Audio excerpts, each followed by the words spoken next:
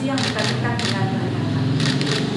Sekiranya poin yang utama itu saja, yang kemudian nanti untuk final decision-nya itu bisa dilanjutkan ke PPIU masing-masing, yaitu yang pelaksananya adalah ya kita ini. Itu saja sih yang sebenarnya ditunggu adalah teknis kesehatan. Seperti itu kiranya informasi yang bisa kami sampaikan. Ya, kami memang perwakilan untuk berbicara di sini, begitu Bapak. Jadi memang kami kemarin ketika dapat undangan dari pihak Imam Kos, kami ada di kantor pusat, dan selesai itu kami menghadiri langsung pada Komisaris Utama menghadiri ini, dan kami juga dapat izin yang pertama, yang kedua kami dapat bekal materi beberapa yang terkait teknis kesehatan. Nah, seperti itu, insya Allah nanti kalau ada kabar informasi kami bisa menyampaikan. Sekian, Assalamualaikum warahmatullahi wabarakatuh. Saya akan nambahin. Ini sedang digodok sekarang. Ya, minta doanya semuanya agar supaya ini cepat selesai. Dan yang terpenting kan semuanya menyelamatkan jamaah. Jadi orientasi kita kan ke sana. Jadi mulai tanggal berapa sudah mulai digodok ya. Jadi Kementerian Agama dengan Kementerian Kesehatan sudah mulai bertemu tiap hari ini untuk menggodok bagaimana sih jamaah umroh ini protokol kesehatannya gimana nanti. Kalau kita tadi disampaikan mengawati misalnya kita umroh 9 hari Pak ya. Kemudian setelah 9 hari mau masuk Indonesia masih di karantina. Nah, karantina di bandara. Nah, cucunya kan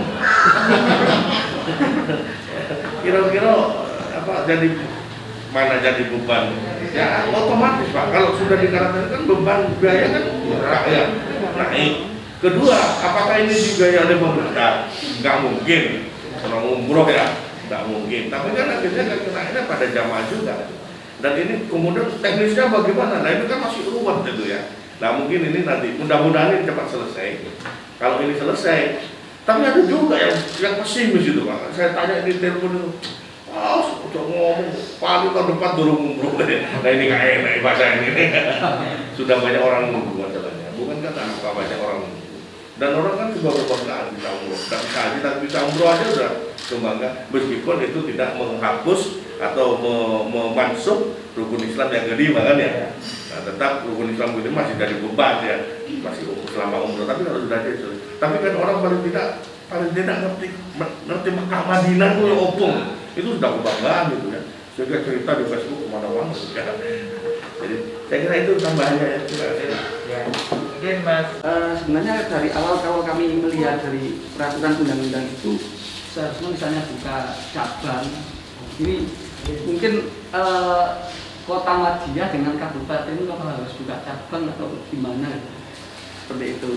Tapi insya Allah ini sudah finish, jadi ini kami pengembangan pengembangan daripada di KPIHU Al-Fatihah seperti itu. Kemudian terkait yang lain itu masalah umroh yang ini juga disampaikan dari para teman terkait dengan berbagai protokol kesehatan yang lain dan waktu yang juga belum ada kepastian. Kami beberapa hari yang lalu itu diberitahu teman-teman juga masalah estimasi waktu juga. Ini belum ada kepastian insya Allah. Tetapi di sini mereka teman-teman ini juga langsung menunjukkan harga juga dan harganya itu saya rasa kalau melihat itu juga mepet dengan yang dulu. Kalau melihat dengan yang sampaikan ini di Jeddah harus karantina 7 hari, kemudian pulang juga mandiri, pasti ya menurut kami ini jelas-jelas jauh dari perhitungan. Ini aja hanya berapa juta naik sedikit dari tahun kemarin kalau seperti itu. Nah kira-kira mungkin adakah penjelasan khusus terkait tambahannya? Tadi kalau tadi sudah sempat disinggung sedikit masalah pembiayaan tentang protokol.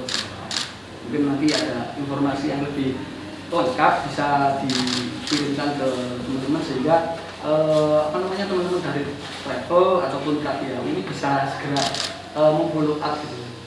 Ini gitu, terima kasih. Dan yang kedua kami sampaikan terima kasih atas dari teman-teman sekalian, karena pembimbing kami yang hari ini tadi pagi jam 8-an dipanggil ke yang tapi beliau yang di Al-Fatihah 1 di KPIHU di Arifasud yang kabupaten. Kemudian yang kami ini kebetulan di pengembangannya juga. Terima kasih. Assalamualaikum warahmatullahi wabarakatuh.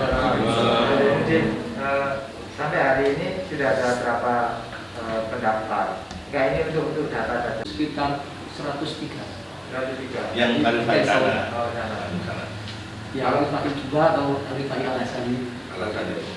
Kalau kita kolektifkan dengan yang rencananya Oktober ya sekitar 250-an. Tapi belum ada kepastian semua, jadi ya kita nunggu semuanya.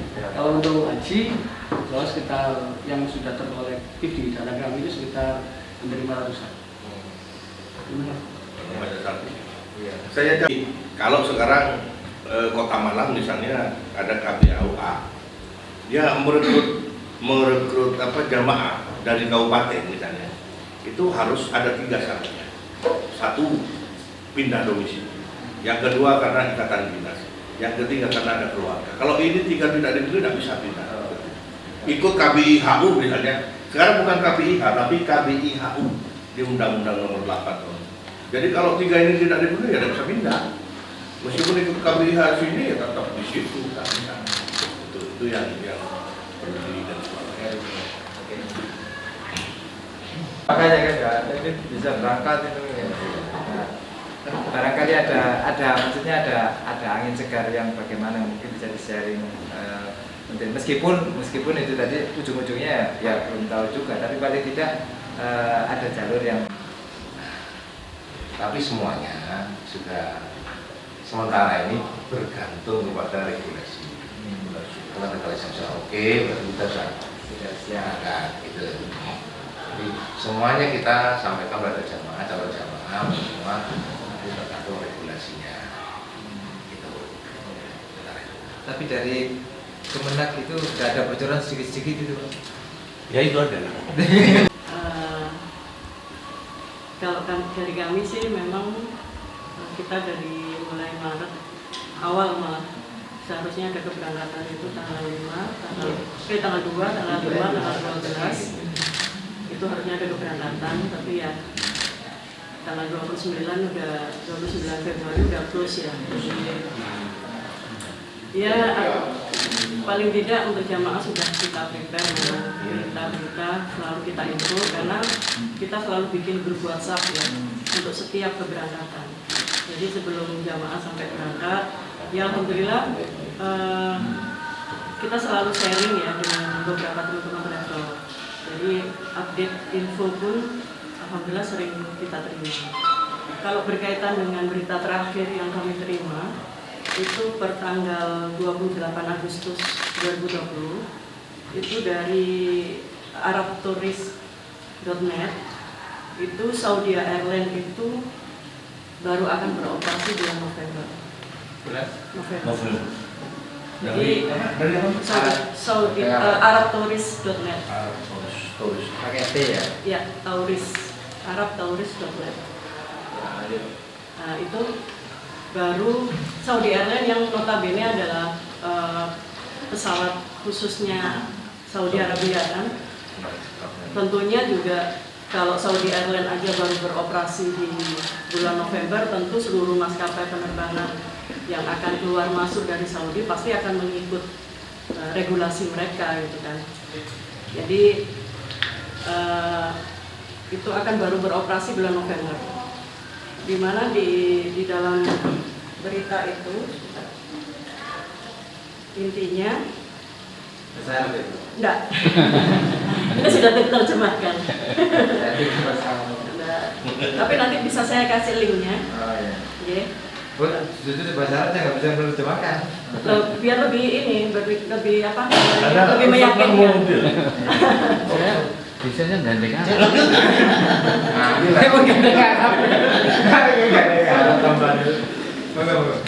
Dalam indikator yang tidak terduga dan negatif bagi mereka yang ingin kembali ke Kerajaan Arab Saudi dan mereka yang terdampar di luar negeri sejak Maret 2020, Saudi Airlines membatalkan reservasi yang dibuat pada penerbangannya di bulan September dan Oktober dan membuka reservasi mulai awal November 2020 mendatang, yang berarti pengembalian tidak memungkinkan dalam waktu dekat. Dan itu dikonfirmasi oleh sebagian besar ahli di sektor perjalanan Saudi, dan dengan demikian penerbangan masuk ke kerajaan akan terus dilarang kecuali untuk personel medis atau luar biasa. Maskapai menegaskan bahwa semua penerbangan internasional masih ditangguhkan hingga pemberitahuan lebih lanjut.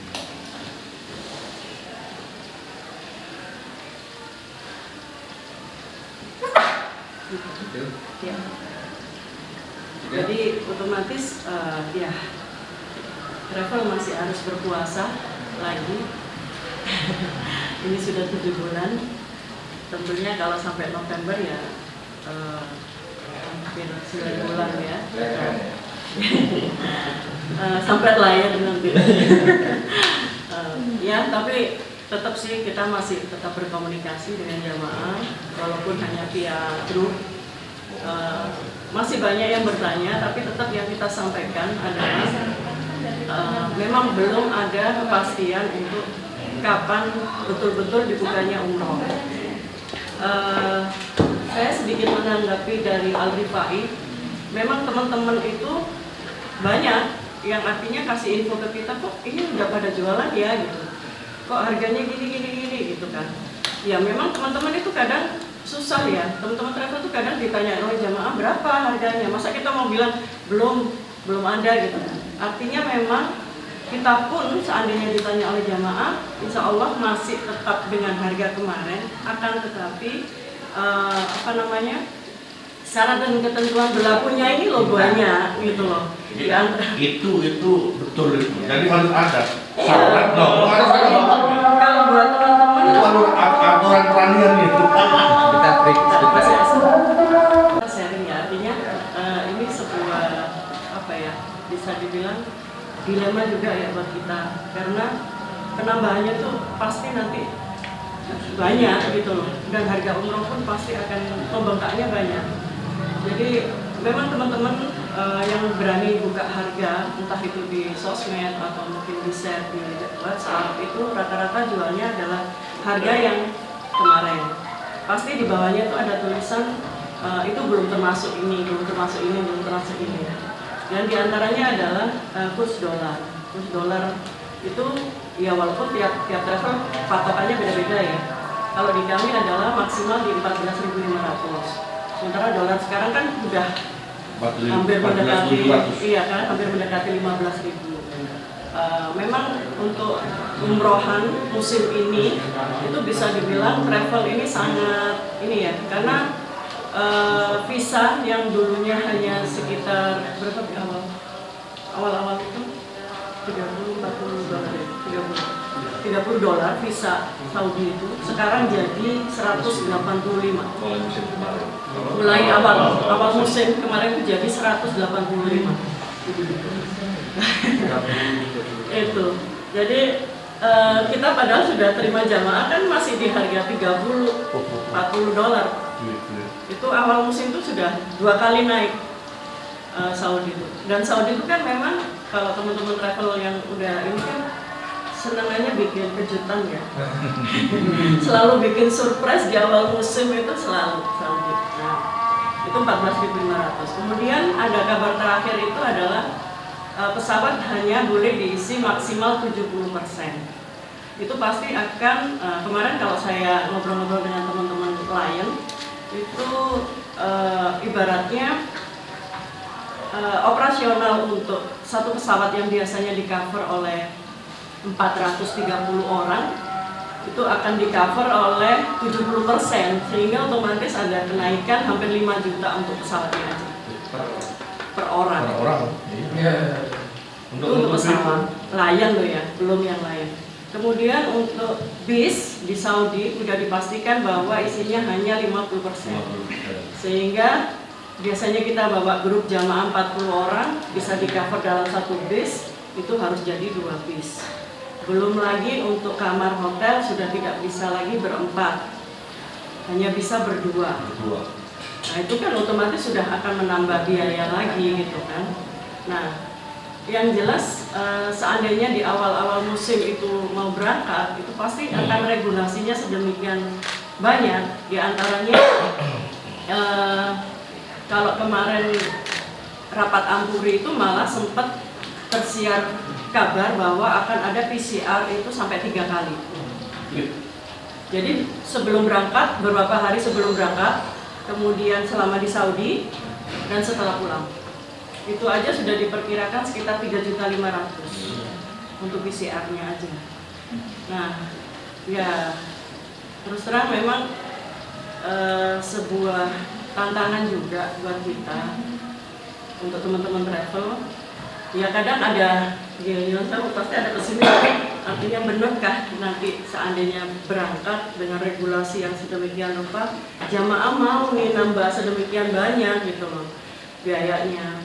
Nah, sementara sampai saat ini kan belum ada apakah itu nanti jamaah wajib menambah ataukah ada kebijakan dari Saudi atau kebijakan dari pemerintah. Kan tentunya juga nggak mungkin itu ditanggung travel ya kan. Iya, padahal kan orang itu kadang jamaah kalau udah lunas kan udah lunas gitu loh. Sama seperti ketika awal-awal musim visa yang dari $30-40 jadi 185 itu jamaah ada yang menyadari, ada yang enggak, sehingga kadang kita ngambil kebijakannya 50-50 deh gitu dengan travel.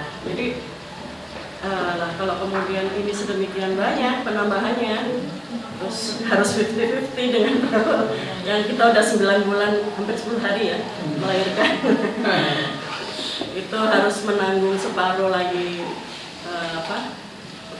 bebannya jamaah ya agak berat. Kalau estimasi dari Tomboati dengan kondisi protokol kesehatan dari itu, ada kira-kira penambahan kasarnya, kira-kira ada penambahan berapa? Waduh, soalnya sebenarnya sih kalau untuk PCR pokoknya di luar untuk biaya umroh, kalau yang masuk di biaya umroh itu kan kayak bis masuk ya, hotel masuk, visa masuk, pesawat masuk. Tapi kalau untuk PCR kan di luar, seperti meningitis kan, di luar tanggungan gitu. Estimasinya? Aduh, mungkin bisa sampai 15 ya. Tergantung paket juga. Semakin otomatis juga mungkin untuk paket-paket jual lama Pak 16 hari bisa jadi akan lebih mahal lagi kalau harus diwajibkan PCR, karena PCR-nya cuma 14 hari dia efektif kan. Apa hasilnya PCR? Maksimal 14. Iya. Ya kan apa namanya? Pesawatnya aja loh. Kalau 70%. Oh iya. Oh. Ya 5 juta. Minimal 5 juta. Pesawat. Enggak, gini soalnya.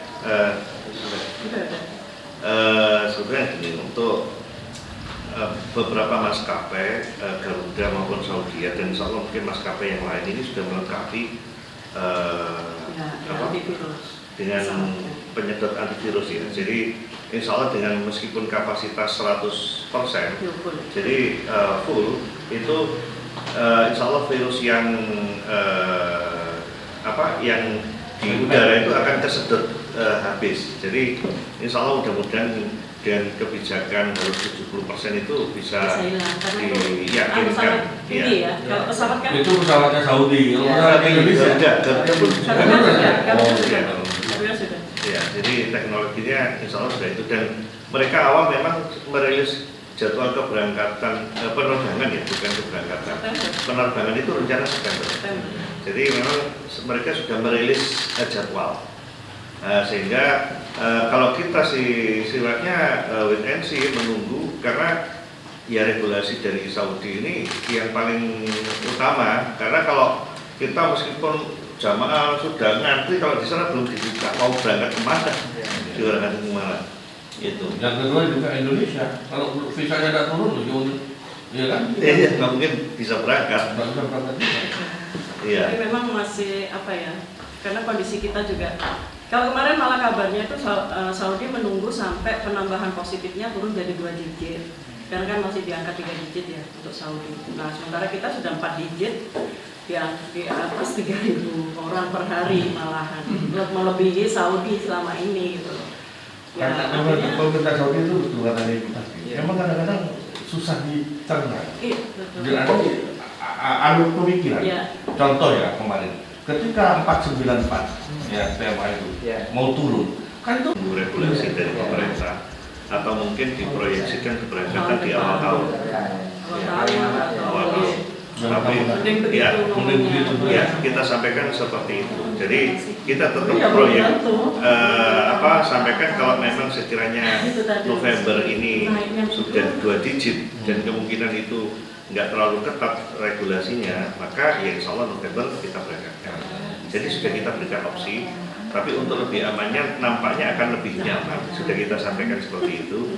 Kalau keberangkatan itu kita proyeksikan di bulan Januari. Jadi itu insya Allah sih mungkin antivirus dan lain sebagainya seperti Kalau tahu itu. ketemu. Mudah-mudahan lebih cepat lebih baik. Amin. Oke. Ada yang mau Ini kami jadi ini beneran gini. Kayaknya nggak mungkin. Pasti itu ada kecil gitu loh Pak. Pasti bagian brosurnya dia itu pasti ada kecil banget. Nggak kelihatan, malah kadang nggak kebaca. Padahal di situ tuh ini yang di banyak. kota kabupaten atau di ini nggak ada asosiasi gitu Bu?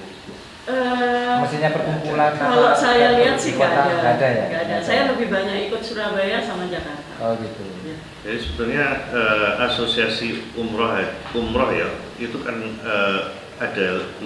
Ya.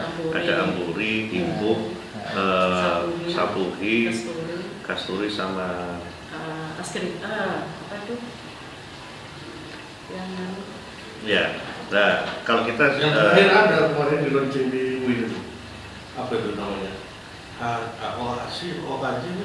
Osahi. Usahi. Iya, itu kan haji reguler. Reguler. Iya. kayak IPH itu. Kayak IPH. Iya. Kami ada udah. Insya Allah, pusat itu. insya Allah tanggal 18, 19, 20 Ada Munas Ampuri Ampuri. ada Munas di Betul. Hotel Singosari. Pak. Oh jenengan ikut Tamburi? Iya. Saya Ikut Tamburi. Oh Iya. iya. Panitia Saya masuk lokal gitu. panitia. Oh gitu. Oh iya. Ternyata itu yang mengadakan putrinya wakil presiden. Kakaknya Nur Aziza. Oh yang Sahi ya? Iya, usaha. Iya, iya. Sahi. Iya, Sahi. Ekspor Turki. Oh. Karena Turki kan open ya Iya. ke kita. Iya. Walaupun ada regulasi PCR sebelum pulang, ada semacam itu. Tapi sejauh ini berita yang saya terima dari tour guide Turki maupun dari teman-teman travel aman. Oh berarti Namira juga punya itu. Oktober Namira. Iya, Iya. berangkat Turki Pak. Iya. Saya Iya. kenal sama Bapak ininya. juga. untuk mengantisipasi ini ya kekosongan dalam tanda kutip umroh ini ya. Di Kenapa? Ampuri juga. Untuk mengantisipasi kekosongan pemberangkatan Iya. umroh dengan ekspor Dengan Turki itu tadi. ekspor Turki. Jadi ya sebenarnya Biayanya dari hampir sama Relatif. dengan yang enggak, di bawah dulu. Murah. Di bawah dulu. Karena di satu sisi kursnya mata uang Turki kan juga lagi turun pertama itu. Terus pemerintah Turki juga memberikan subsidi untuk Indonesia tentunya. Enggak. jadi untuk pariwisata di sana. Iya. Iya. apalagi Agia ya. Iya. Agia Sofia ini. Enggak memang Turki membuka sekarang. Tapi Iya. tidak seperti dulu kan dari Ya, Turki ya. bisa langsung ke Oh. mana umroh. Umroh. Sekarang kan enggak, hanya ke Turki aja. Ya kemarin-kemarin sebenarnya kalau untuk tour muslim kita juga main. Jadi cuman kan lebih banyak umrohnya daripada itu. Ya kalau mereka-mereka yang berangkat sekarang itu kita ke Turki, malah rencana beberapa teman-teman itu sekitar Oktober November itu ada Mesir, ada Uzbekistan. Ya akhirnya larinya ke sana sementara. Itu berapa itu tuh yang Mesir atau Uzbekistan? Kemarin Kalau berapa dari ya? Jakarta kan misalnya dari Jakarta Pak kurang lebih murah, kurang lebih 16-an. Kalau dari Malang ya jatuhnya antara 18,5. Berapa hari? 9. Kalau Turki 9 hari 8 malam. Pak bikin event gandeng tur apa ini yang travel ini. Enggak boleh bagian itu. Ya kan atas nama Kalau boleh Pak. pribadi Pak. Tujuannya apa? Ini refreshing untuk sosialis. Kepentingan sekali dengan bisa berteman dengan masing-masing travel ya mungkin nanti bisa ditinjau kalau ada apa-apa bisa sinergi lah, bisa bekerja sama atau bisa di ini kan tidak harus beriklan atau tidak harus ini semuanya bisa dikerjasamakan gitu kan. Dengan cari jamaah saya juga bisa jualan infonya dengan bisa kolaborasi dengan kita ya kan kayak gini ya ini secara otomatis New Malang Post ingin membantu teman-teman dari travel menyampaikan itu, termasuk membantu Kemenag ya, biar nanti kan kalau ditulis jelas jadi Kemenag ini posisinya di mana ya, ini posisinya di mana, memberikan informasinya bagaimana ya, persoalan lain-lain bisa ditindaklanjuti, minimal jenengan tahu New Malang Post, New Malang Post juga bisa kenal agung wisata, bisa kenal ADKI, bisa kenal miniatur, bisa kenal pembuati ya. Dan harapannya sih kita undang semua, cuman karena tadi lagi-lagi COVID kita nggak bisa buka secara keseluruhan ya, kita bisa bersilaturahmi di lain waktu, mudah-mudahan kita bisa bersama. Sekali lagi terima kasih kepada Pak Dia Ulaneng, Pak Tony, Pak Mampu dari Aminatur, Pak Haji Amsiono dari KCPAU Kemenang Kota Malang, kemudian Pak Kopi dan Mas Rizky dari Agung Wisata, kemudian Pak Haji Zainuddin dari KPIHU Arifai, Pak Imam Sapi dan Ibu Saya Ani. Ibu Ani dari Tombo Ati, mungkin nanti bisa ditulis ininya. Banyak informasi menarik yang sudah kita gagas hari ini, mudah-mudahan bisa menjadi materi di New Malang Post edisi bersambung mulai Senin sampai Rabu. Terima kasih sekali lagi, kita bertemu di lain kesempatan. Wassalamualaikum warahmatullahi wabarakatuh. New Era.